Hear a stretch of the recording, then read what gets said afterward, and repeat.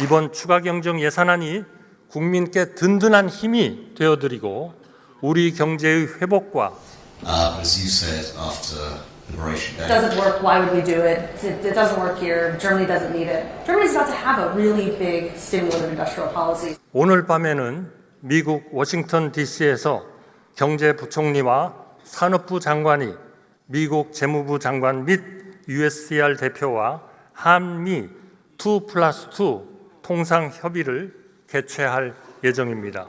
정부는 국익이 최우선이라는 원칙 하에 무역 균형, 조선, LNG 3대 분야를 중심으로 양국이 상호 윈윈 할 수 있는 합의점을 모색하기 위해 총력을 다할 것입니다.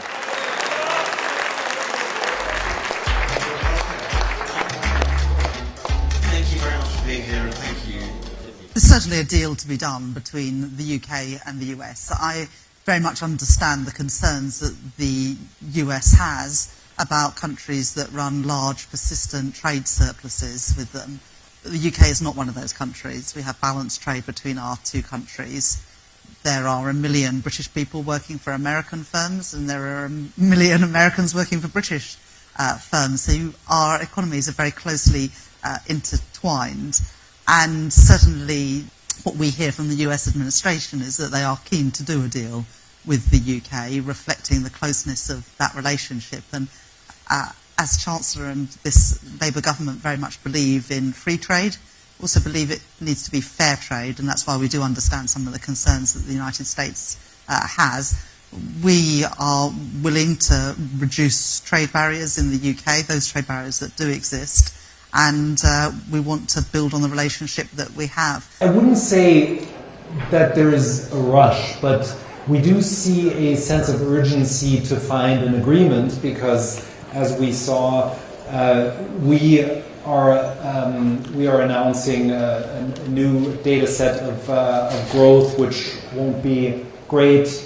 The IMF is announcing a reduction of the growth numbers. So in that sense, like the urgency to act is definitely there. And I think the one of the things that every CEO that I speak with tells me is it's all about reducing uncertainty at some point, because at the moment, while nobody knows whether there will be a deal, what the deal will entail, investment decisions are being procrastinated, consumers are procrastinating consumption decisions.